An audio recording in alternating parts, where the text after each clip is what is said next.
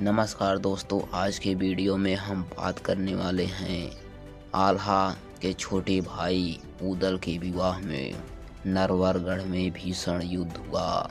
फिर उसके बाद ऊदल का विवाह हुआ कि नहीं, आइए जानते हैं इस वीडियो के माध्यम से। दोस्तों, राजा परिमाल महोबे में राज कर रहे थे। उन्होंने राजाओं को जीतने के पश्चात अपने शस्त्रों का त्याग कर दिया था, परंतु उन्हीं के द्वारा पालित आल्हा ऊदल और मलखान अपने भुजबल से उनके यश की पताका को निरंतर फहरा रहे थे। यद्यपि कुछ क्षत्रिय बनाभर गोत्रीय उन वीरों को अपने से नीचा मानते थे, परंतु युद्ध में इनके सामने उनकी अकड़ मिट जाती थी। माहिर परिमाल की पत्नी मलहना का सगा भाई था, परंतु वह सदा उनको हानि पहुंचाने के उपाय सोचता रहता था। पहले तो युद्ध करवाने के लिए प्रेरित करता, फिर शत्रु को उनके विरुद्ध भड़काता। एक बार माहिल ने राजा परिमाल के दरबार में काबुल के घोड़े की जमकर तारीफ की। राजा ने अपने दरबार के वीरों के सामने पान का बीड़ा खाकर चुनौती स्वीकार करने को कहा। चुनौती स्वीकार करने के लिए कोई छतरी नहीं उठा तो राजा उदास हुआ। उसी समय दरबार में ऊदल आ गया। माहिल ने ऊदल को उकसाया और ऊदल ने बीड़ा उठा लिया। राजा अपने प्यारे पलित पुत्र को काबुल की लंबी यात्रा पर भेजने को तैयार नहीं थे।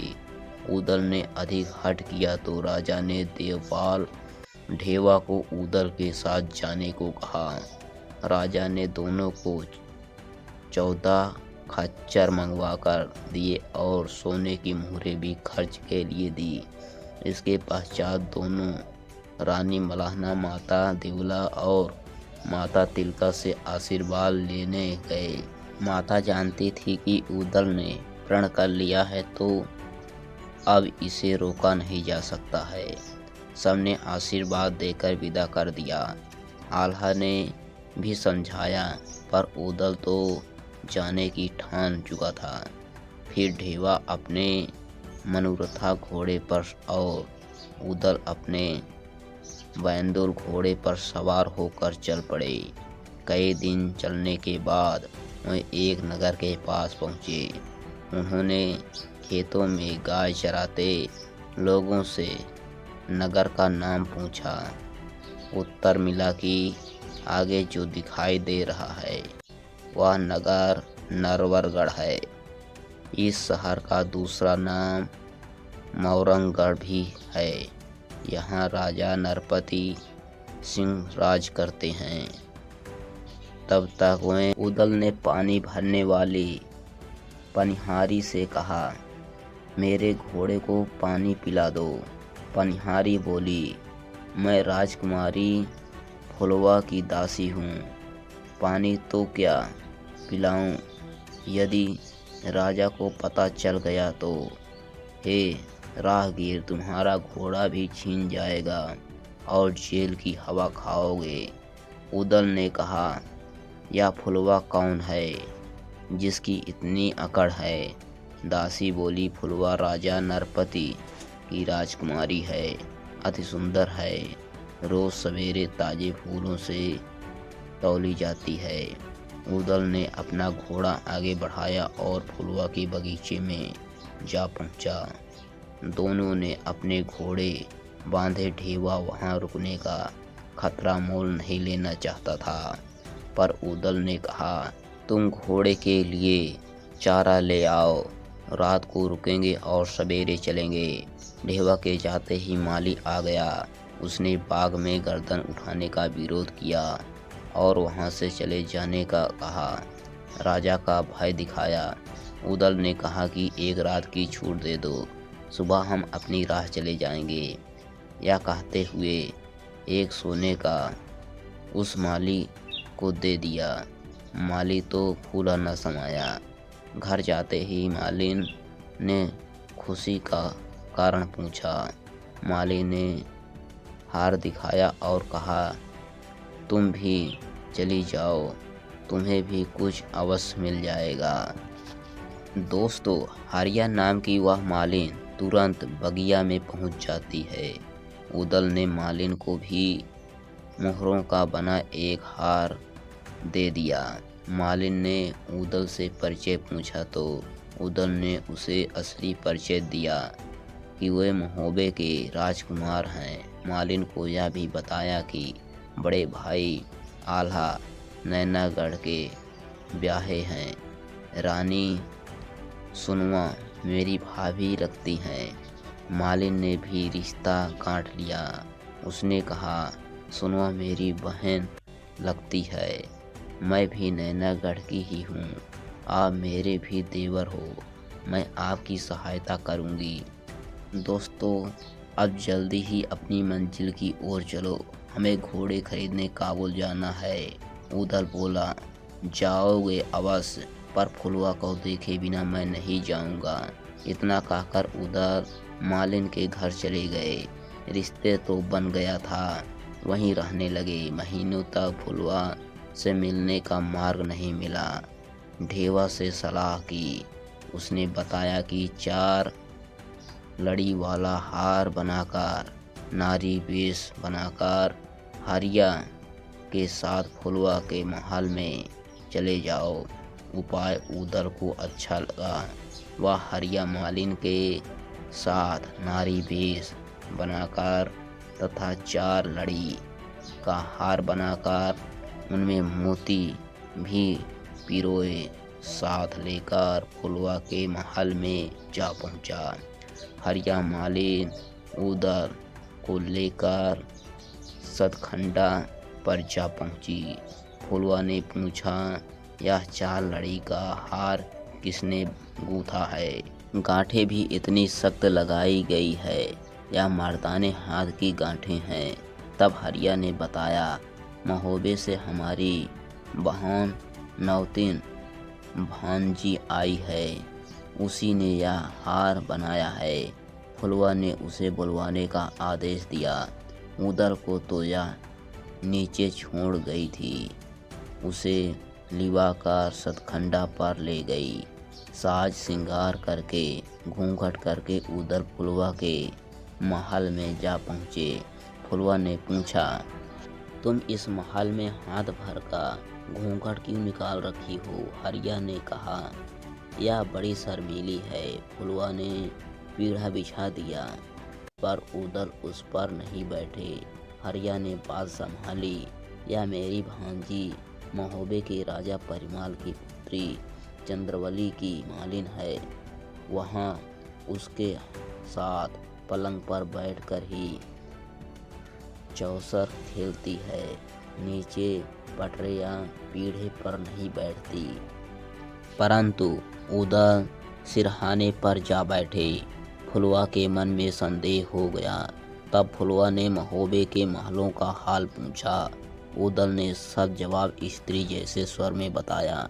फुलवा ने पूछा, आल्हा और उदल का विवाह कहाँ से हुआ है? तो उदल ने बताया, आल्हा का ब्याह नैनागढ़ की राजकुमारी सुनवा के साथ हुआ है। अभी उदल कुंवारे हैं, उनका विवाह होना बाकी है। फिर फुलवा ने पूछा कि तुम्हारे पांव मर्दों जैसे मोटे और सख्त दिखाई पड़ रहे हैं। फिर फुलवा ने हरिया मालिन से कहा, आज इसे यहीं छोड़ दें, सुबह वापस ले जाना, मैं इसके साथ चौसर खेलूंगी। हरिया मालिन घर चली गई।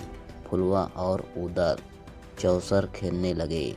तभी हवा से उदल का घूंघट हट गया तो उदल की कमर में कटार दिखाई पड़ गई।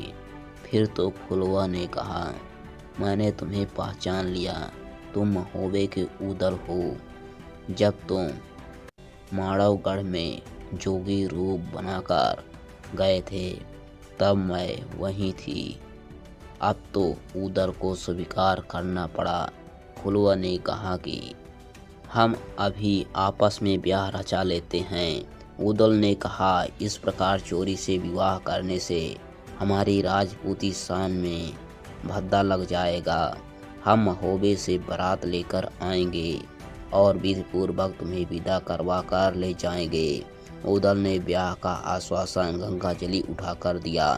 फिर फुलवा ने खाना खाने के लिए आग्रह किया, परंतु उदल ने कहा, बिना ब्याहे न तो मैं तुम्हारे हाथ का खाना खाऊंगा और न तुम्हारी सेज पर पांव रखूंगा। इससे मेरी राजपूती शान टूटती है। उदल की बात फुलवा ने मान ली।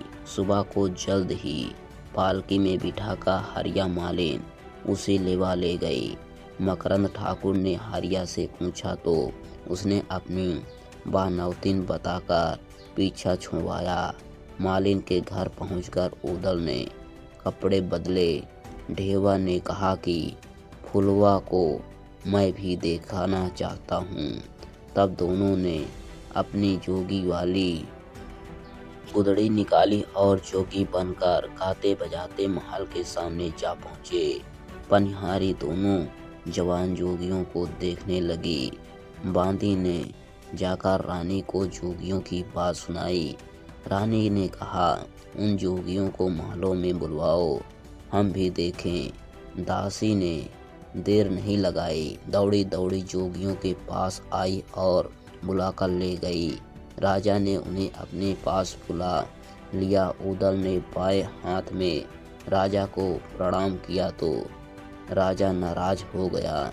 तब जोगी ने कहा, जिस हाथ से सुमरनी एवं माला जपते हैं, राम नाम लेते हैं, उसी हाथ से आपकी बंदगी करने से हमारा योग भंग होता है, इसलिए बाएं हाथ का उपयोग करते हैं। फिर तो राजा की आज्ञा से जोगी गाने बजाने लगे। उदल की तान और ढेवा की खंजरी की आवाज़ ने सबके मन को मोह लिए। वाह वाह होने लगी। राजा नरपति सिंह बहुत प्रसन्न हुए। उदय सिंह राय ने नृत्य करना शुरू कर दिया। महलों की दीवारें तक मोहित हो गई। राजा ने आग्रह किया, जोगी आज यहीं विश्राम करें तथा हमारा अतिथि स्वीकार करें। उदल ने कहा, महाराज, ब्राह्मण का बना भोजन करके हमारा योग भंग हो जाएगा। हम केवल कुमारी कन्या या बाल ब्रह्मचारी के हाथ से ही बना भोजन करते हैं।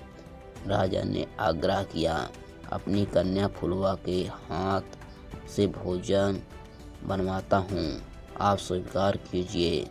पुत्र मकरंद से राजा ने कहा, दोनों जोगियों को महलों में ले जाओ, फुलवा के द्वारा भोजन तैयार करवाकर इन्हें भोजन करवाओ। मकरंद ने राजा की आज्ञा का पालन किया। दोनों भोजन करने बैठ गए। फुलवा ने स्वयं भोजन परोसा। उदल ने ढेवा से कहा कि फुलवा को भली प्रकार निहार लो, भोजन करने को कहा गया है। तो उदल ने सोचा, मैं ब्याह से पहले फुलवा के हाथ का भोजन करूँगा तो मेरी राजपूती शान बान घट जाएगी। तभी उदल ने बेहोश होने का नाटक किया। चंपा रानी को शक हुआ कि छोटा जोगी मेरी बेटी का रूप देखकर होश खो बैठा है। तब ढेवा ने कहा कि जोगी को चुड़ैलों ने पकड़ लिया है। इस महल में चुड़ैलों का साया घूम रहा है। वैद्यों ने भी उपचार किया पर व्यर्थ गया। तब स्वयं फुलवा आई और धीरे धीरे उदल से बोली, क्यों बहाने बना रहे हो, तुम्हारा काम हो गया है। अब जल्दी महोबा लौट जाओ और पूरी तैयारी के साथ आकर मेरे साथ भंवर डालकर मुझे ब्याह ले जाओ। उदल उठ गए और चलने की तैयारी करने लगे। मालिन के घर पहुंचकर वस्त्र बदले और महोबा को वापस चलने के लिए विचार आते ही सोचा, काबुल गए न घोड़े खरीदे दोस्तों हम आपको अगले वीडियो में बात करेंगे उदल का विवाह फुलवा से कैसे हुआ। दोस्तों कहा जाता है कि इस विवाह में अनगिनत लोग मारे गए। दोस्तों यह जानकारी पसंद आया हो तो वीडियो को लाइक करें और चैनल को सब्सक्राइब करें।